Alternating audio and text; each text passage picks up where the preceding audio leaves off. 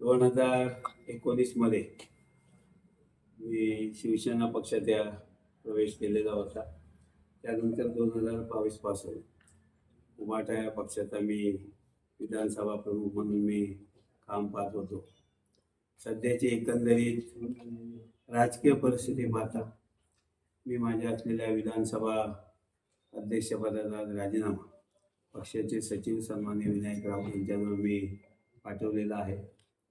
आजपर्यंत साधारण 6 वर्षाच्या कालावधीमध्ये मला या ठिकाणी पक्षप्रमुख सन्माननीय उद्धवजी ठाकरे असतील, युवा नेते सन्माननीय आदित्य ठाकरे असतील, त्यानंतर या ठिकाणी असलेले माजी खासदार सन्माननीय विनायक राऊत असतील आणि विशेषतः माजी आमदार सन्माननीय वैभवजी नाईक, या ठिकाणी सन्माननीय संदेश पारकर, सुशांत नाईक आणि सिंधुदुर्ग जिल्ह्यातील शिवसेनेचे उभाटाचे सर्व पदाधिकारी यांनी मला 6 वर्षामध्ये जे सर्व सहकार्य केलेलं आहे, या 6 वर्षामध्ये मला जो काही त्या ठिकाणी त्यांनी काम करण्याची संधी दिलेली आहे त्याबद्दल मी त्यांना मनापासून धन्यवाद देतोय, त्यांचे मी आभार मानतोय.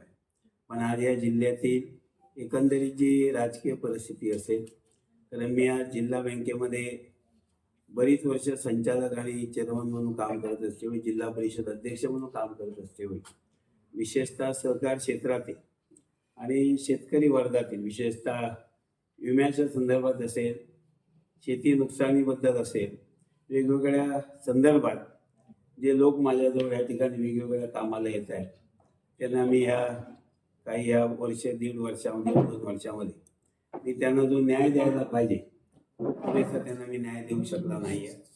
आणि त्यामध्ये जिल्ह्यातील बऱ्याचशा लोकांची त्या ठिकाणी मागणी होती की साहेब या ठिकाणी तुम्ही सहकार क्षेत्रात असेल, या ठिकाणी शेतकरी क्षेत्रात शेती विषयक असेल, विम्याच्या संदर्भात असेल, शासन स्तरावरती वेगवेगळ्या प्रकारचे जे प्रश्न आहेत हे तुम्ही कुठेतरी सत्तेच्या प्रवाहात तुम्ही राहिलं पाहिजे तर ते प्रश्न त्या ठिकाणी सुटतील. आणि म्हणून बऱ्याचशा असलेल्या या सिंधुदुर्ग जिल्ह्यातील बुजुर्ग असे जे लोक आहेत त्यांची सातत्याने प्रत्यक्ष त्यांनी भेटून दूरध्वनीवरून जे त्यांनी मला विनंती केली, या विनंतीला मान देऊन आज या ठिकाणी मी असलेल्या उभाटा या पक्षाचा अध्यक्षपदाचा राजीनामा देतो आहे. आणि निश्चितच भविष्यात मी माझ्या कार्यकर्त्यांशी आज उद्या या ठिकाणी बोलून भविष्यात शेतकरी असेल, सहकार क्षेत्रामध्ये असेल, या ठिकाणी माझ्या कार्यकर्त्यांचे, माझ्या शेतकऱ्यांचे, माझ्या ज्या संदर्भित ज्या सहकारी संस्था आहेत या लोकांचे प्रश्न ज्या ठिकाणी सुटू शकतील त्या ठिकाणी काम करण्याला मी प्राधान्य देणार आहे. आणि त्या दृष्टिकोनातून मी तसा निर्णय घेतलेला आहे. आज सुद्धा ह्या जिल्हा परिषद मतदारसंघामध्ये सुद्धा माझे जवळचे सहकारी सन्माननीय मंगेश सावंत यांना सुद्धा मी माझा निर्णय सकाळी सांगितला की मला या निवडणुकीत तुला उभाटाचा फॉर्म ठेवणं शक्य असेल तर त्यांनी ठेवावा, पण मी आज या ठिकाणी पक्षाला या ठिकाणी राजीनामा देणार आहे. पण त्यांनी सुद्धा सांगितलं की तुम्ही जर पक्षाचा राजीनामा देणार असाल तर मी सुद्धा या ठिकाणी जिल्हा परिषद लढवणार नाही अशा प्रकारचा त्यांनी सुद्धा निर्णय घेतला. त्यांना सुद्धा मी मनापासून धन्यवाद त्या ठिकाणी देतो आहे.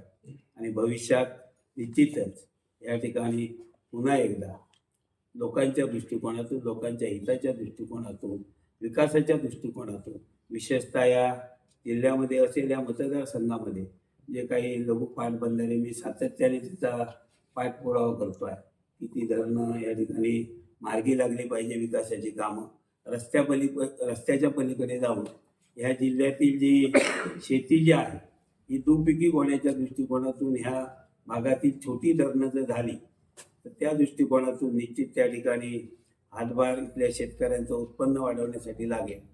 या ठिकाणी जिल्ह्यातील जी काही काजूबद्दल आपण हमीभावाबद्दल सातत्याने बोलतो आहे, पण त्याही पलीकडे आज या ठिकाणी काजू या कोकणाच्या दृष्टिकोनातून सिंधुदुर्ग रत्नागिरीमध्ये काजूचं GI मानांकन झालेलं आहे.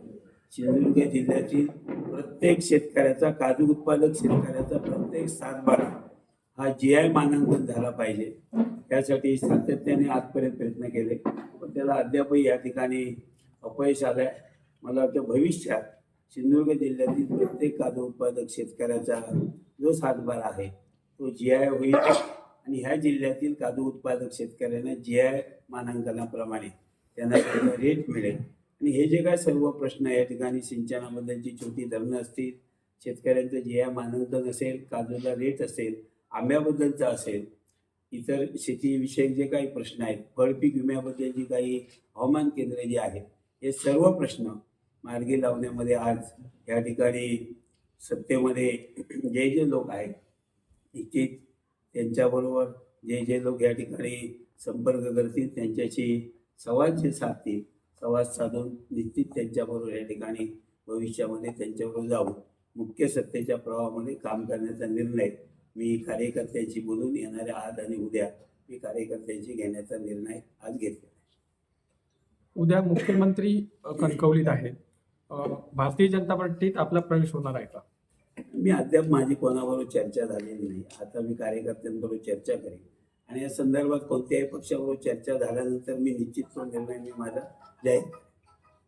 तुम्ही जे आता म्हटलात की मी प्रयत्न करणार किंवा आंबा काजूचे प्रश्न, शेतकऱ्यांचे प्रश्न, तर यासाठी सत्ताधारी पक्षात प्रवेश करणं हे तुम्हाला भाग असणार आहे. आणि सत्ताधारी पक्षातला नेमका कुठला पर्याय तुम्ही स्वीकारणार? कारण सत्ताधारी पक्षाशिवाय हे प्रश्न सुटू शकणार आहेत का?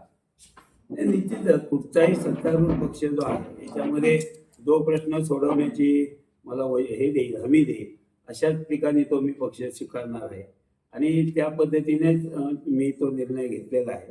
कारण शेवटी हे प्रश्न शेतकऱ्यांचे महत्त्वाचे आहेत. आज आपण त्या दृष्टिकोनातूनच हा निर्णय कार्यकर्त्याची कारण मी काय कुठे कॉन्ट्रॅक्टर नाही आहे की मला सत्ता नाही म्हणून पुढची कॉन्ट्रॅक्ट मिळत नाही आहे किंवा कॉन्ट्रॅक्टरच्या माध्यमातून मला कमिशन मिळाली पाहिजे.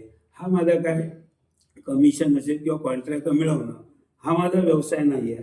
माझा व्यवसाय त्या ठिकाणी शेती व्यवसाय, बिल्डिंग हा माझा व्यवसाय आहे आणि म्हणून निश्चित मला स्वतःला काय वैयक्तिक त्या ठिकाणी आर्थिक लाभ व्हावे म्हणून मी कोणताही निर्णय त्या ठिकाणी घेणार नाही आहे. जे प्रश्न माझ्या 30 ते 35 वर्षाच्या माझ्या राजकीय कारकिर्दीमध्ये जे प्रश्न मला जिल्हा बँकेचे असेल, जिल्हा परिषदेचे असेल, मला वाटतं जिल्हा परिषदेमध्ये ज्या वेगवेगळ्या योजना ज्या तयार झाल्या आहेत, मी आता निश्चित सांगेन की या योजना तुम्ही आजही जिल्हा परिषदेचं प्रोसिडिंग करा. या योजना माझ्या 2003 ते 2005 या जिल्हा परिषद अध्यक्षपदाच्या कारकिर्दीमध्ये जिल्हा परिषदेच्या योजना तयार झालेल्या आहेत. त्यामुळे निश्चित सांगतो की ह्या योजना जर मार्गी लावायच्या असेल, आज मी सांगतो सिंधुरत्नसारखी चांगली योजना आहे, पण मला वाटतं ह्याच्यासाठी सुद्धा ही योजना चालू करण्यासाठी सुद्धा आपल्याला पाठपुरावा करावा लागेल आणि शेतकऱ्यांचं दरडोई उत्पन्न या योजनेबद्दल सुद्धा वाढू शकतं आहे. आणि म्हणून त्या दृष्टिकोनातून जर असेल आज आणि उद्या निश्चित आज रात्री कार्यकर्त्यांची बैठक आहे, रात्री सगळ्या कार्यकर्त्यांची बोले निश्चित उद्या मी योग्य तो निर्णय घेईन.